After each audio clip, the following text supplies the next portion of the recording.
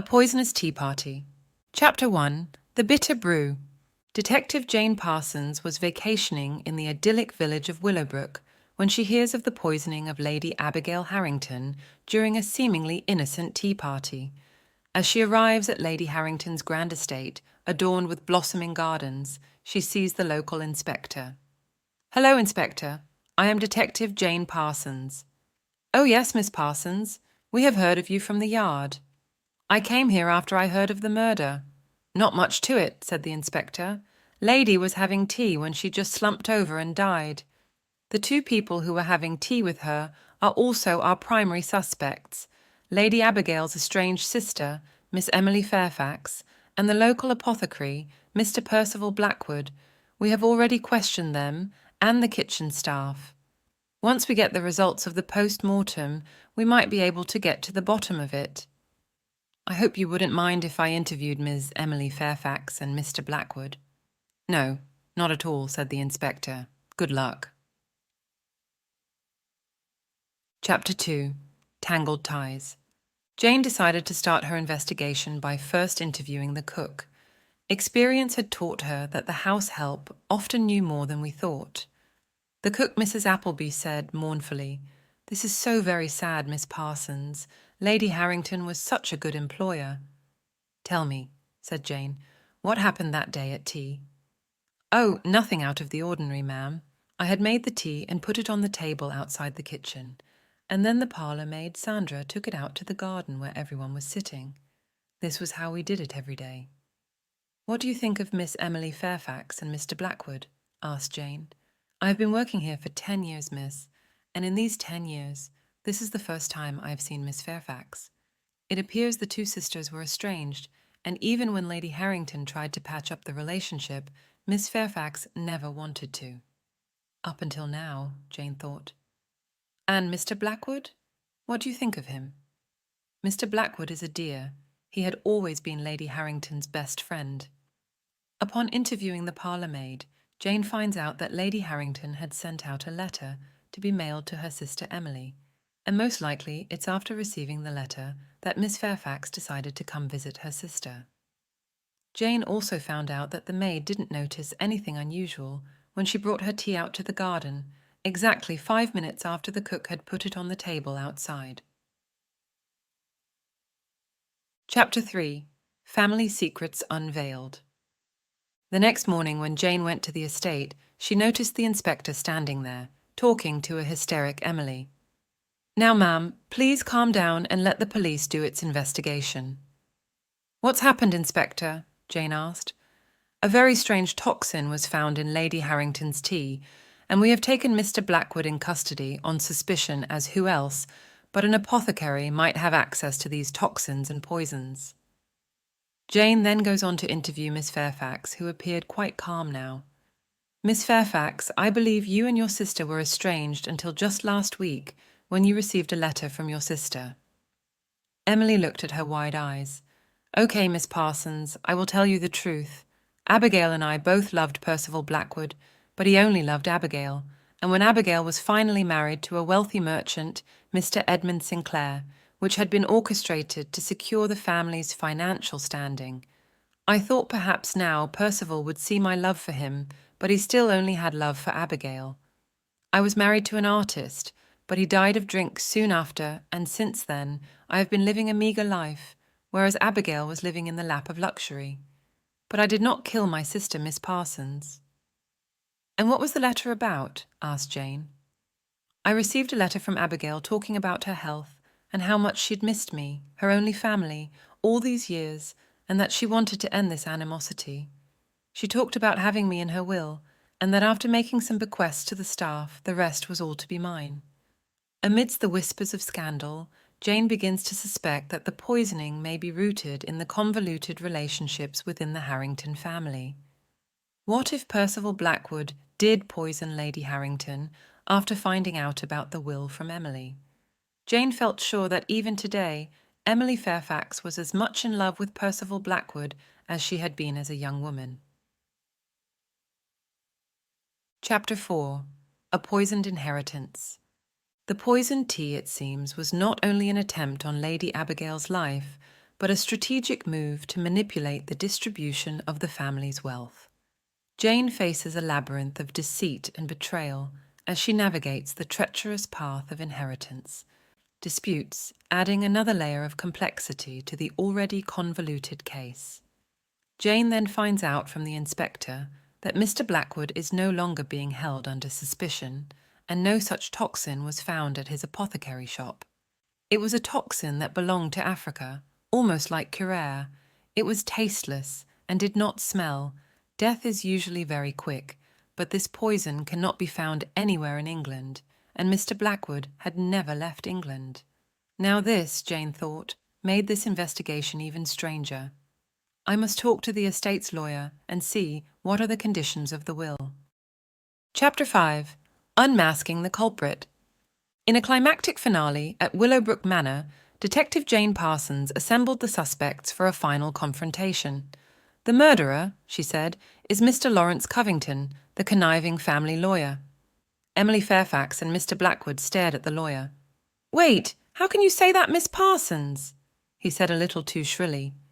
"There is no point in hiding the truth anymore, Mr. Covington.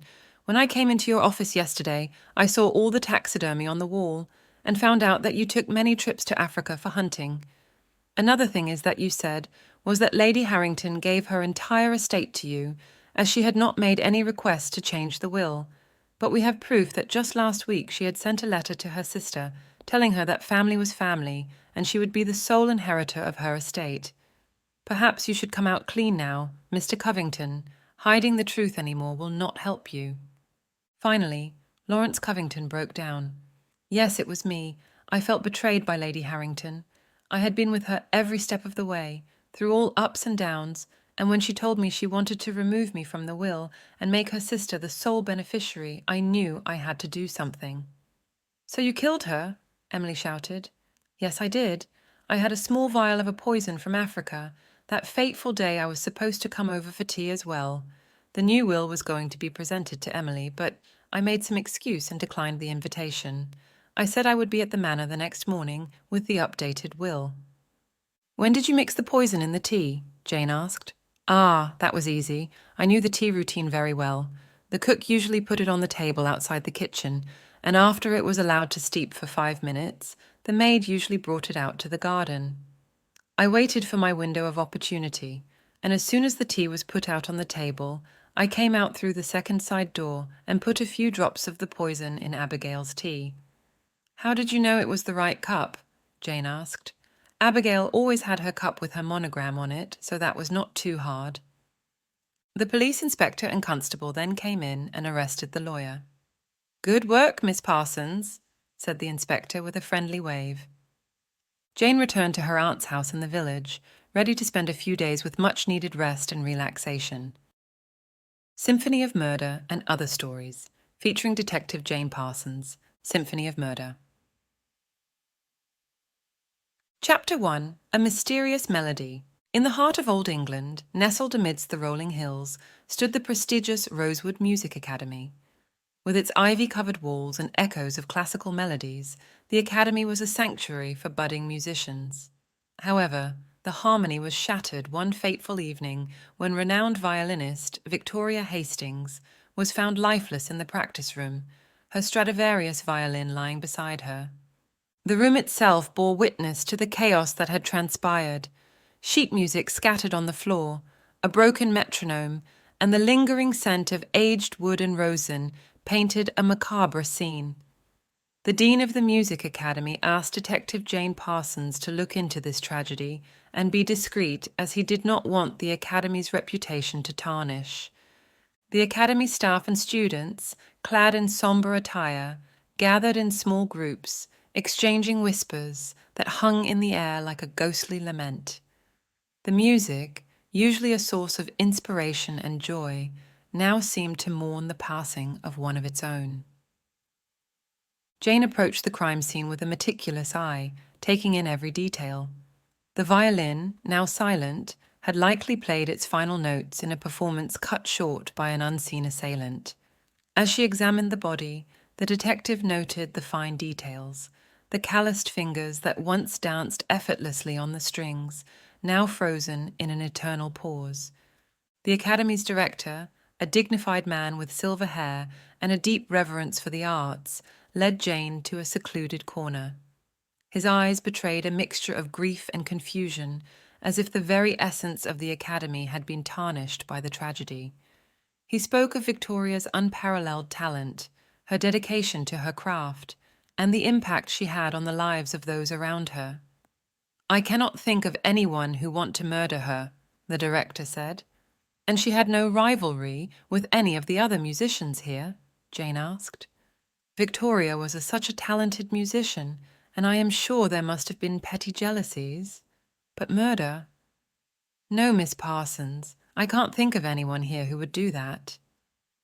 Jane absorbed every word, thinking to herself, but still someone did murder Victoria Hastings.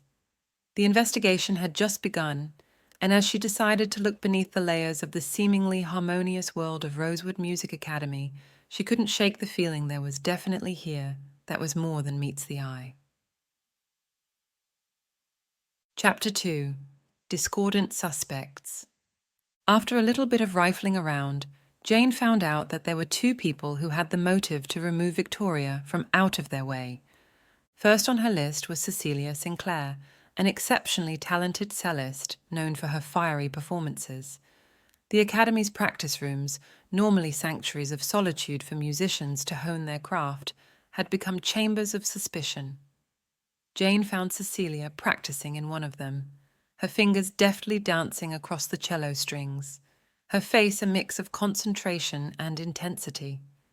Cecilia's rivalry with Victoria was no secret among the Academy's tight-knit community. Both women had soared to prominence, but Victoria's ascent had cast a long shadow over Cecilia's accomplishments. As Jane questioned her, Cecilia's frustration and envy became palpable. She spoke of stolen opportunities, lost accolades, and the relentless pressure to match Victoria's virtuosity. "Yes, I despise Victoria, but it was only a professional rivalry, but I did not kill her." The detective sensed a deep-seated resentment, but as she probed further, she uncovered an unexpected layer. Cecilia revealed a strained relationship with her family, financial struggles that added a discordant note to her pursuit of musical glory. Could these struggles have fueled a desperate act to eliminate her competition?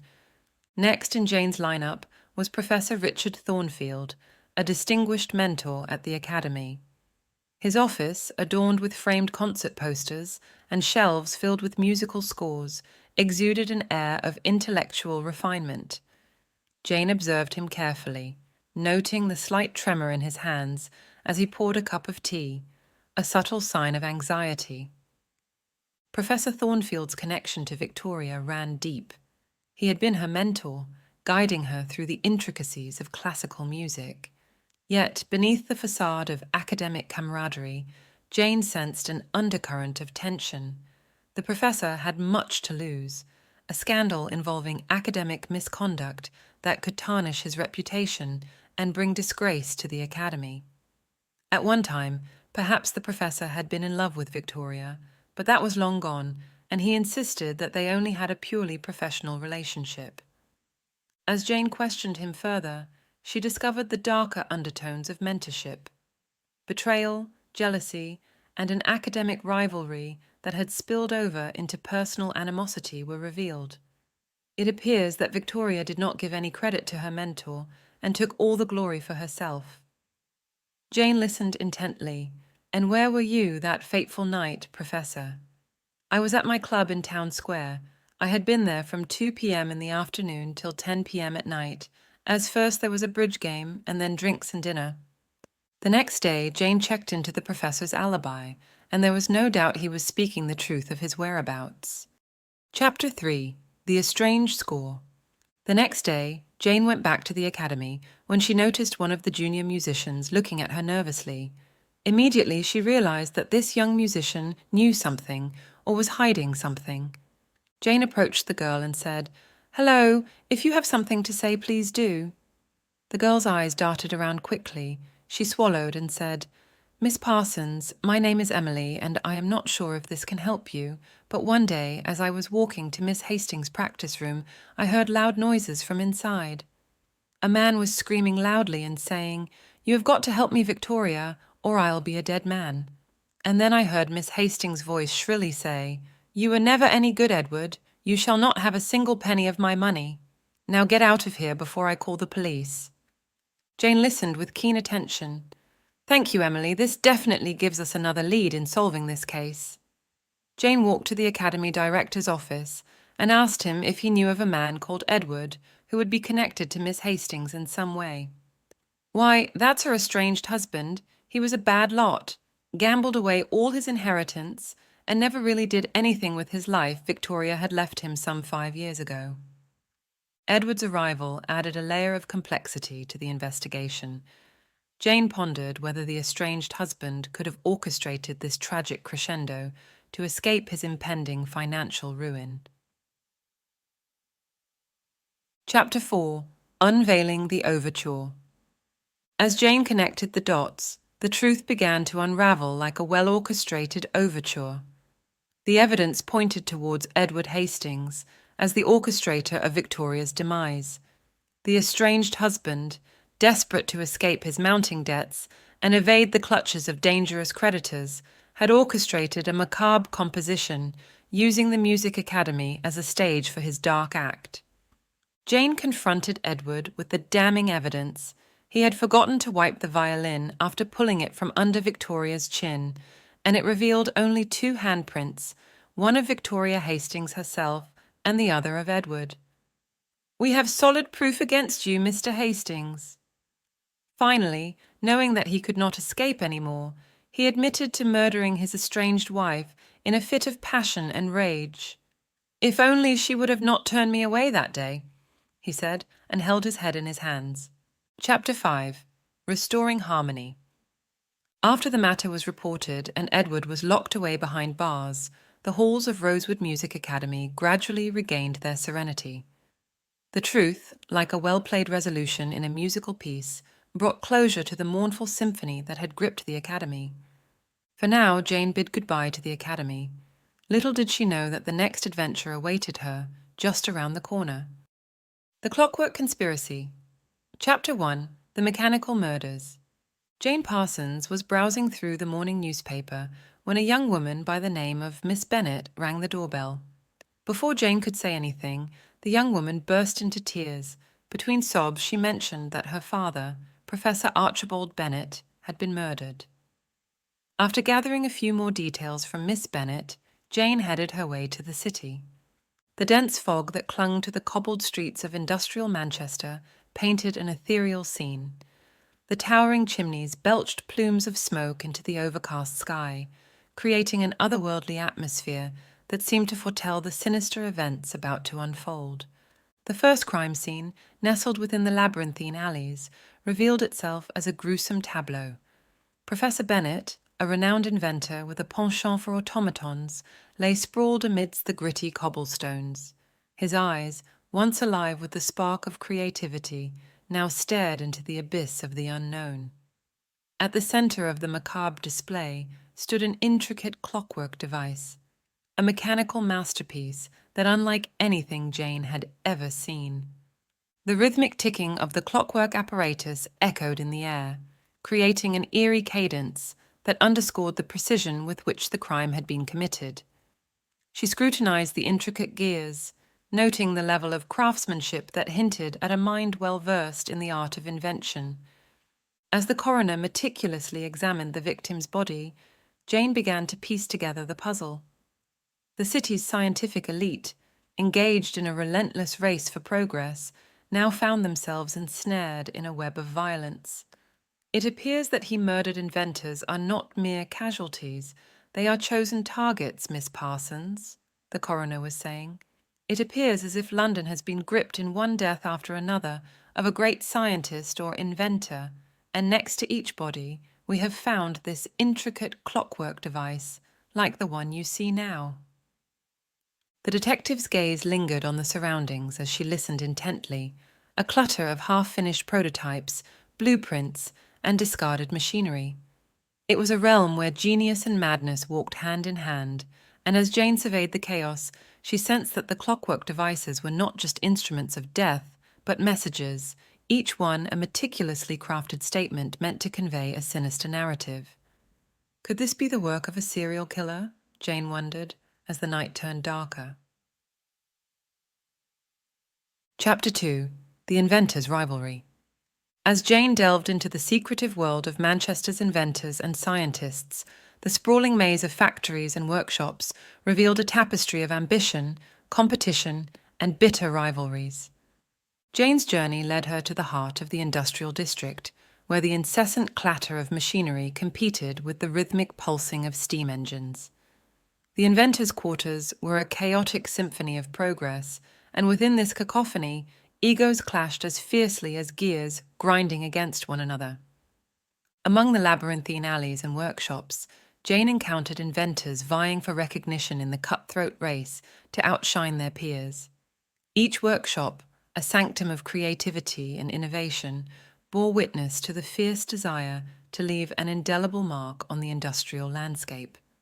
Jane observed heated disputes over patent rights, whispered conspiracies about groundbreaking inventions, and jealous glances exchanged in the shadow of colossal inventions that promised fame and fortune. Amidst the rivalry, two figures emerged as prime suspects in the mechanical murders. Jasper Thorne, a brilliant engineer with a penchant for steam-powered contraptions, harboured a simmering resentment towards the victims, especially Professor Bennett.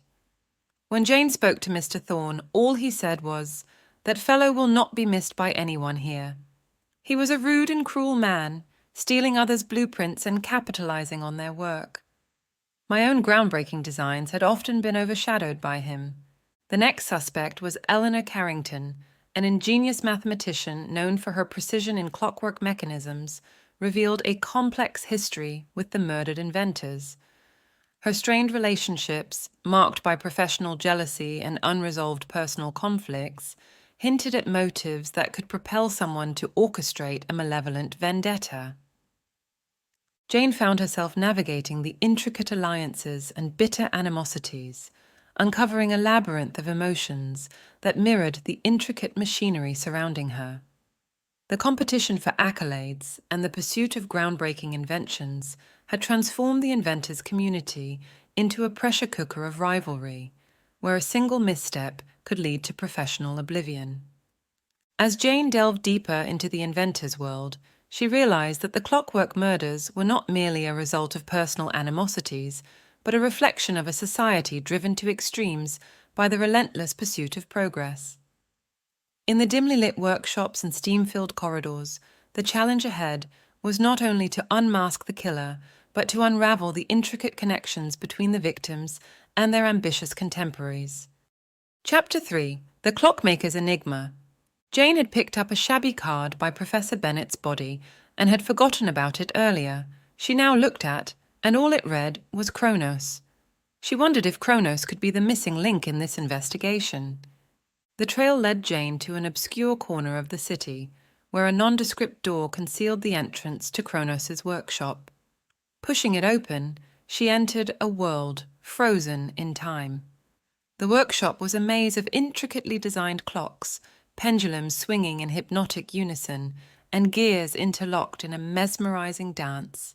The walls were adorned with sketches of elaborate mechanisms, each a testament to the clockmaker's unparalleled craftsmanship. As Jane examined the workshop, she couldn't shake the feeling that Kronos was not merely a suspect, but a puppet master orchestrating the clockwork conspiracy. The intricate devices left at the crime scenes were not only instruments of death, but also coded messages, each telling a tale of vengeance and retribution. Jane discovered a network of like-minded individuals who shared a vision of progress that transcended the bounds of morality. The society, known as the Temporal Engineers, believed in manipulating time itself for the betterment of mankind. Kronos, a revered figure among them, had taken it upon himself to eliminate those in the society that they did not deem worthy of progress. Jane's inquiries unearthed a trove of ancient texts on horology and alchemy, revealing the society's fascination with the concept of controlling time. The clockmaker's motives became clearer, rooted in a twisted sense of morality and a belief that he alone held the key to unlocking the true potential of the city. As Jane delved into the labyrinth of Kronos' motivations, she stumbled upon a hidden chamber within the workshop.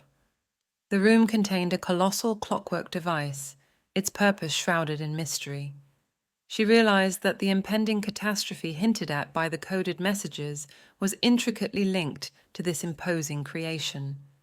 The intricate gears and levers suggested a design of cataclysmic proportions, threatening to disrupt the very fabric of time. With the revelation of Kronos' grand design, Jane understood that the clockmaker was not just a vigilante seeking justice, but a mad genius poised to unleash chaos upon the unsuspecting city. Chapter 4. The Steampunk Cipher. Jane Parsons, armed with the knowledge of Kronos' malevolent intentions, sought the expertise of Professor Evelyn Thornton, a brilliant cryptographer with a penchant for decoding intricate puzzles. The professor's office, nestled within the hallowed halls of the Manchester Cryptography Society, emanated an air of scholarly curiosity. Jane laid out the intricate clockwork devices before Professor Thornton, and the two women delved into the steampunk-inspired cipher that concealed the clockmaker's twisted motives. The coded messages, etched with precision on the gears and springs, unfolded a narrative of vengeance, progress, and a perilous invention set to unleash chaos upon the city. As the clock ticked down to the fateful date, the detective uncovered the true nature of the colossal clockwork device hidden within Kronos' workshop. It was a temporal disruptor, a creation capable of altering the flow of time within a localized radius. The implications of such a device were staggering, and Jane realized that the impending catastrophe was not just a threat to the city, but a perilous experiment that could spiral out of control. With the aid of Professor Thornton, Jane deciphered the final message, revealing the location of Kronos' whereabouts. When Jane reaches at the location, she sees Professor Eleanor Carrington seated behind a desk in a remote cottage. "Yes, Jane, I knew you would find me sooner or later. I am Kronos, and I killed all those people, including Professor Bennett." Jane was stunned to hear this revelation. "Why did you kill them?" she asked. "For reasons you will never understand, my girl. I have informed the police, and they shall be coming here any moment now to arrest me. I have no regrets. I did what I had to do." And with that, Jane saw the police come and take Professor Eleanor away.